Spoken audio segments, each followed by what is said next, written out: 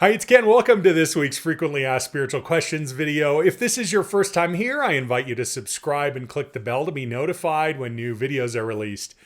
My focus in responding to your questions is to support your deepening relationship and experience of the divine. This week, I wanted to continue what I began exploring last week in response to the comments submitted by Anne, Nivea, and Yanya. And I realized as I was closing that video and in the moments following, as I was sort of reflecting on what I shared, there's a deeper level of exploration that's available here. And I want to kind of spell this out. I think I left a few things inferred rather than clearly stated. So in victim consciousness, we have a dynamic where other people are empowered. Other people have the power and circumstances have that. So as we go through our lives, in victim consciousness, we string together a couple of examples of actually being victimized to a story of victimization. That is to say, now a consciousness that I'm looking for and experiencing every aspect of my life as a victim. It's different from being victimized. And in that dynamic, other people and circumstances have something magic that I don't have. And so in that dynamic, the influence of thinking is profound on my experience, because the more and more that I reinforce the perspective that I'm in through self-talk, I'm thinking about the reticular activating system and how I haven't talked about that yet in this series, so we'll talk about that here in a moment. By engaging the reticular activating system in this self-talk, there's this sort of self-fulfilling dynamic where what I believe is going to unfold is the experience that is unfolding all the time. And the same dynamic takes place in controlling consciousness. We move into a dynamic where we take complete responsibility for our environment and we begin realizing if I want my life to transform, it's up to me to shift my thinking. This is a huge change. And with this shift now, we realize I have the ability to command and direct God. I can tell God how I want things to be, and that will happen. And again, the importance and the influence of thinking in controlling consciousness is profound. And as with all stages of consciousness, each is completely valid. Now, in the transition into conduit consciousness, the impetus, the reason we make this transition relates very much to the limits of the empowered separate self. That is to say, its ability to affect the outcome that is the underlying motivation for everything that we're doing in our lives in controlling consciousness. I may be thinking about making millions of dollars or, having a best-selling book or whatever it is. And these things that I'm imagining will make me happy or fulfilled are the placeholder for something that is much deeper than that, for which I cannot create an experience that resolves the pain of that core soul wound that we've talked about before. So the reason why I'm talking about this is that the change in the role of thinking to experience shifts radically as we surrender. But if we're not in a surrender dynamic, the idea of talking about it this way is absurd. It actually is beyond absurd. It's counterproductive. It's not just that it doesn't make sense. It's that this kind of talk that I'm about to engage in and that I started talking about last week actually will feel as though it is creating a reality other than what I truly want. Because in controlling consciousness, I'm still thinking that I am creating everything. I am the center of the universe. I'm in charge of everything. I'm the author of my life. I am taking responsibility. Well, the transition between controlling consciousness into conduit consciousness runs into what I keep referring to as that glass ceiling, that realization that I don't have the answer. And the question becomes, who does?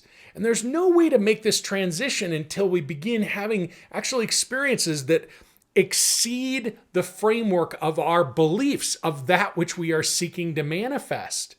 Even if we seek to manifest all this or better, and better things happen, eventually those better things, let's call them direct experiences or deeper experiences of God, we begin realizing there's a disconnect between those experiences and the thoughts we're having. That is to say, something beyond the construct and context of my mental framework for my life is beginning to infiltrate my life. What is that? And that is what starts to plant the seed for making that transition. And in conduit consciousness, thoughts become something very different. Instead of needing to manage my life by holding thoughts in my awareness to cause their creation, I have shifted to a dynamic where now I'm oriented towards a reality wherein the divine is expressing in, through, and as me in every aspect of my life without restriction. And my thinking about what that means is a constriction. So I get to stop having thoughts, or let's say it differently. If I have ideas about what's to come or things that I'm excited about, it's essential that they go through that very important step that is the hallmark of moving into conduit consciousness. Surrender, that we let go. And we could say we let go of the attachment to it.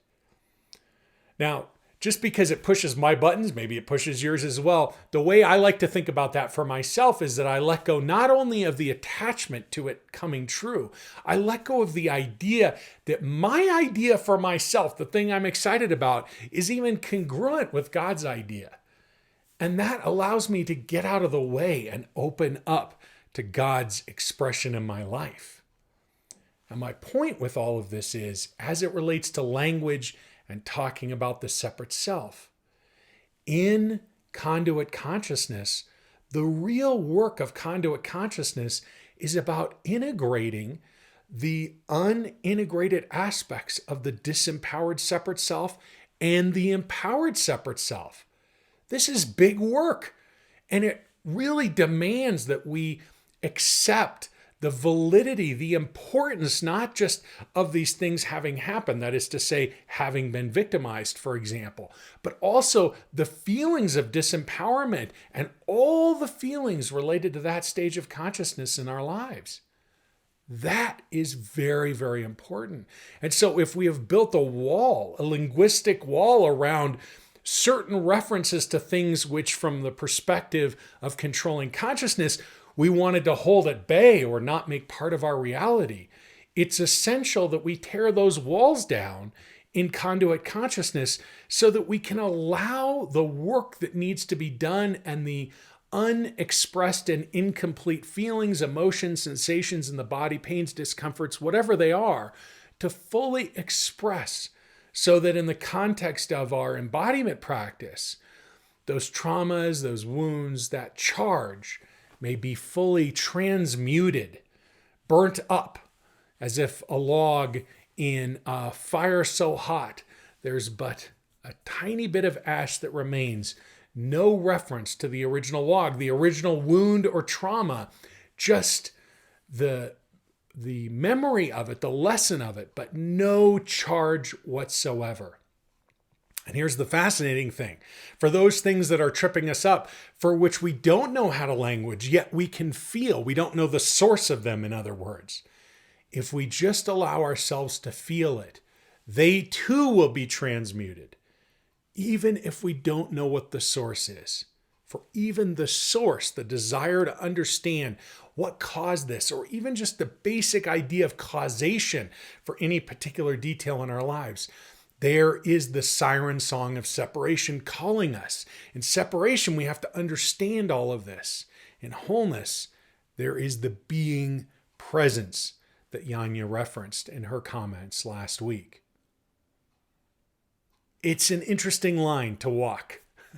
All of these details, all of these perspectives, to combine them together. And I think the thing that I most wanted to convey to you this week is the experience that has unfolded, the perspective that is in front of you now, is perfect. Anne's comments, spot on. Nivea's comments, spot on. Yanya's comments, spot on. However you see as above, so below, or the whole self, or the role of language, or whatever, wherever you are in the process is absolutely critical for you to honor how that is unfolding. And my goal, my mission, I believe, is to support you in that process in your relationship with the divine, not how I perceive the divine for you, how you perceive the divine within you. And that's my interest. That's my focus. Okay. With that, I want to invite your comments, your questions, your reflections in the comments below, of course. Share what's coming up for you, what your perspective is, what this brings up for you. Does it relate to what's unfolding in your life right now? And if you have a question you'd like to submit for consideration, there's a link in the descriptions below where you can do that. If this video resonates with you, I invite you to give it a thumbs up. And if you haven't already, to subscribe to the channel. And of course, please take that step and join our community formally by heading over to kenwstone.com and adding your name and email address to my newsletter, which gives me a way to communicate with you on email as well. I'm grateful we're connected in this way. Peace.